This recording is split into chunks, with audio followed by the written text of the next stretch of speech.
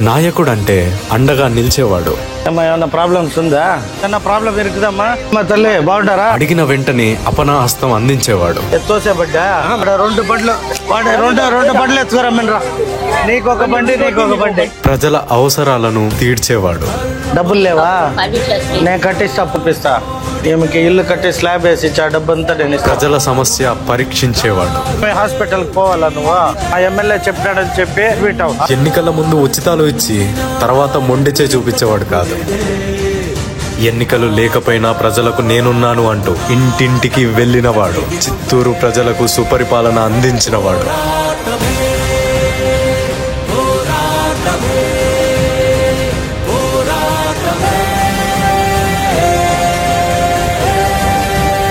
ఆయనే చిత్తూరు ఎమ్మెల్యే గురజాల జగన్మోహన్ గారు.